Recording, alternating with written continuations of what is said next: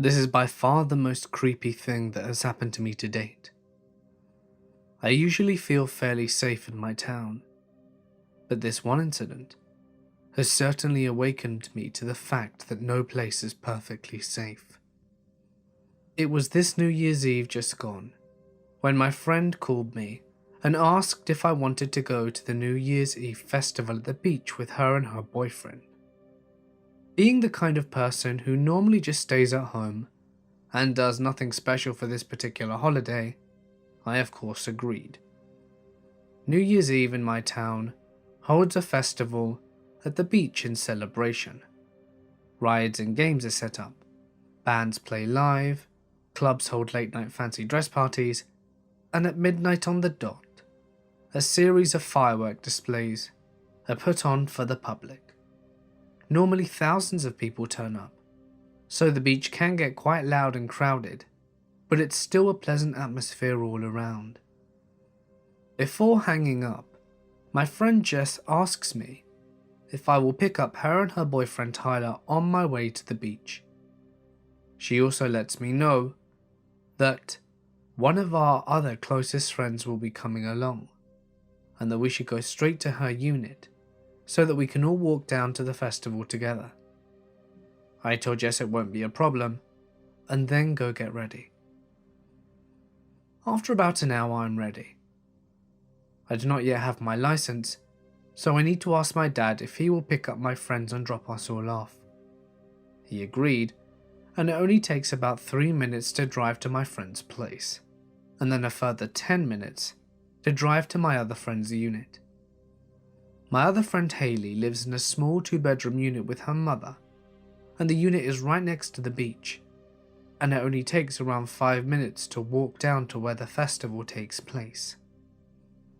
When we arrive, she is already outside waiting for us, standing on the balcony and enjoying the sunset. We all file out the car, making sure to thank my dad for dropping us off, and then head upstairs to greet Hayley. We all hug and begin catching up, as we hadn't seen each other for a couple of months. We all headed inside for about 10 minutes to grab a drink and catch up a bit more. Hayley's mother came out and spoke to us for a bit as well. At this point the sun had almost very well truly disappeared, and so we decided this was the perfect time to head down to the festival. The walk down to the beach was pleasant. It was a warm summer night, and there was a cool breeze to ward off the heat, and the whole area smelled of cotton candy, buttered corn and warm donuts. We spent the first few hours going on rides together, and then we went and bought some food and sat down on the sand to eat it. So far the night was amazing. As usually, whenever I went out with my friends, there was always a parent with us, but not this time. It felt great. It felt like freedom. After eating, we went up to the stage where the live bands were playing and danced for about an hour. There were plenty of classics being played like YMCA, Time Warp, and various hits from Greece. All in all, it was a really fun time. After an hour of dancing to music, the 4 of us decided to head back to Hayley's unit for drinks of water, as we had all spent all our money. At this point, it was well and truly dark and around 11 o'clock, and the heat of the day had subsided to a pleasant warmth. We walked along the path merrily, saying Happy New Year to every passing group or cop. A few partygoers on the 4th floor of the apartment complex shouted, "Hope you have an epic New Year," drunkenly at us, and we laughed and wished them the same. As we walked further away from the crowd and the noise, the lights grew less and less. There aren't many streetlights near my friend's unit, and we were soon engulfed in a soothing darkness, with only the moon to light our way. It was at this point that I for some reason began to feel uneasy. It was too quiet for my taste. You know that feeling that you get when you're being watched? Or at least when you think that you are being watched? That exact feeling washed over me, and I subconsciously moved to walk in between Haley and Tyler, instead of walking on the outside of the group. I shrugged off the feeling after that, attributing it to the fact that perhaps my ears were just used to the loud noise of the festival. They were ringing a bit after all. We ran into another group of people that we knew from school along the way, and the feeling was completely forgotten. I had missed these people after graduation, and immediately struck up friendly, light-hearted conversation. We parted and made ways to Haley's unit, and climbed the stairs in. Haley's mother and her boyfriend greeted us upon arrival, and we all got drinks of water from the refrigerator before relaxing together on the couch. We were all a tad worn out at this point, and the fireworks weren't for at least another hour, so we decided to chill at the unit and head down to the beach around 11:45. We all joined around and had snacks, and then Haley asked if she could sleep over at my place. I ring my folks to make sure it's okay with them, and they give me the okay. My parents love having Haley over. She's a very well-mannered person and likes to help out where she can.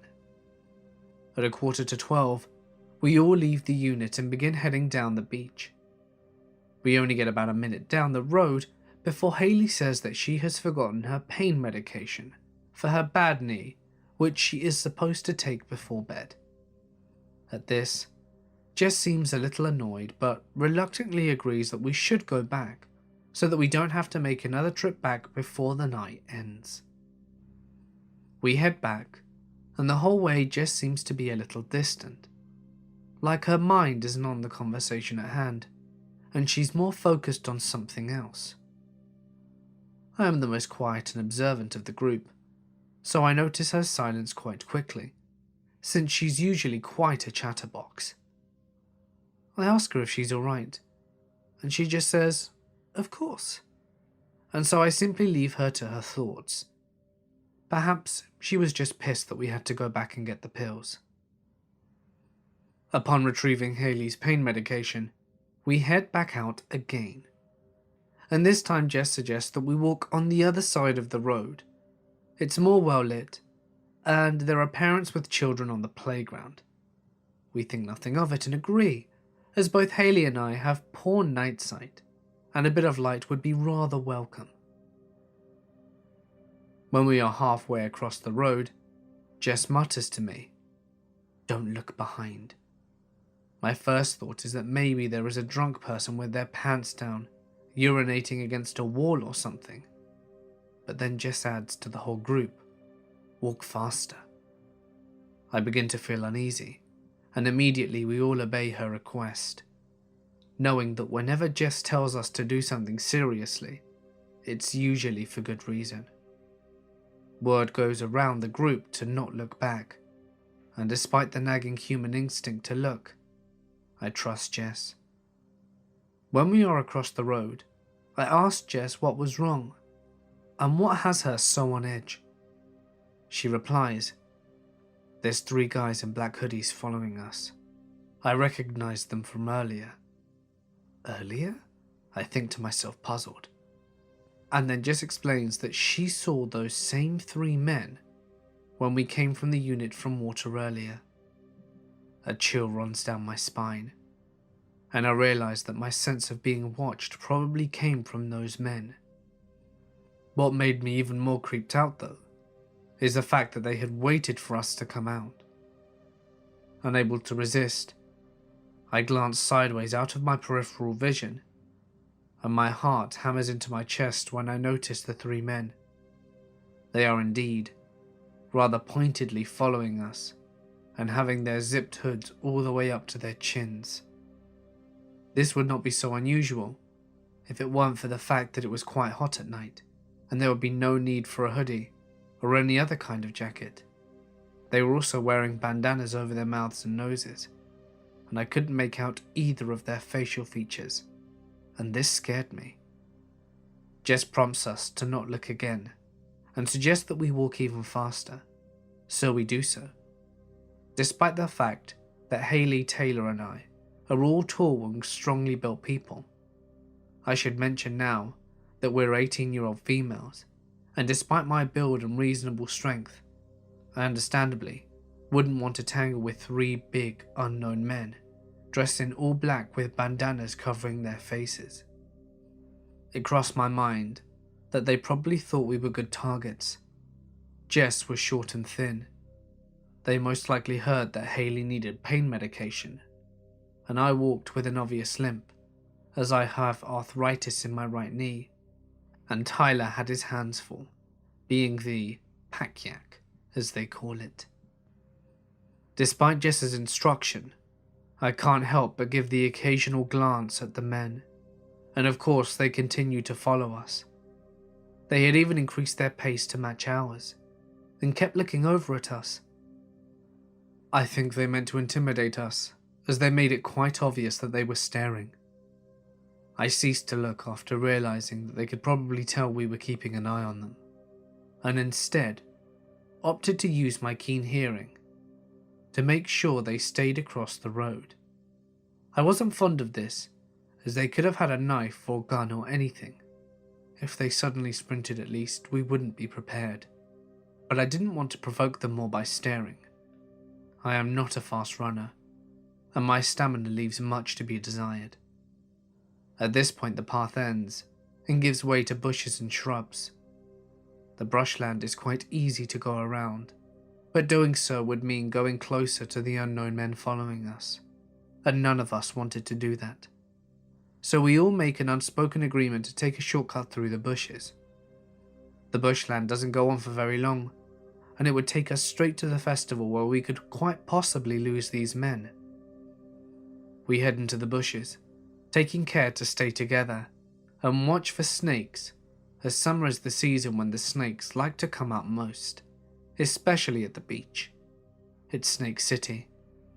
About halfway through, we all recognize the sound of dried grass and leaves crunching underfoot, and then we hear rapid, heavy footsteps. We all broke into a sprint, not daring to look back at that point. We didn't have to look to know that those men were chasing us, and their confidence of going after 4 fully grown teenagers pretty much assured me that they were armed with weapons of some sort. We were not armed with anything, and quite frankly, we were all so spooked that we couldn't think straight. Our only instinct was to run as fast as possible. We made it out of the bushland, raced across the park, and slowed to a jog when we reached the crowd. We didn't stop though, but we steadily slowed to a hurried walk. I looked over my shoulder and recognized the 3 unknown men lurking across the car park.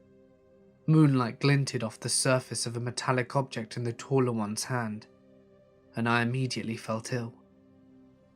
We hurried down to where the biggest crowd was, gathering on the sand in preparation for the fireworks, picking a spot between 2 large groups, and we settled down and caught our breath. Funnily enough, all 4 of us have asthma, which we often joke about, saying that we found each other and bonded because of it, and we were all panting quite heavily. Tyler and I have it a bit worse than Jess and Haley, and you could hear us wheezing as we panted. Soon, the fireworks started, and we had all calmed enough to somewhat enjoy them, although the unknown men were still in the back of our minds. Our original plan had been to leave before the fireworks were finished, so that we could avoid the big crowds, but instead, we opted to leave with the crowds, and we walked down the road to the bigger car park where my dad was going to pick us up, making sure to stay around people. When we reached the car park, I called my dad, and he said that he would be there to pick us up in around 10 minutes, and after hanging up, I sat on the side of the path with my friends and waited. 5 minutes passed, and, bored, I decided to look around, as there were many bustling crowds making their way to their cars.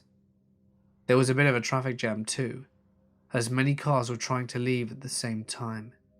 I looked across the road and realized, with a jolt, that 3 men in black hoodies were just there, half hidden behind a tree where there was no light.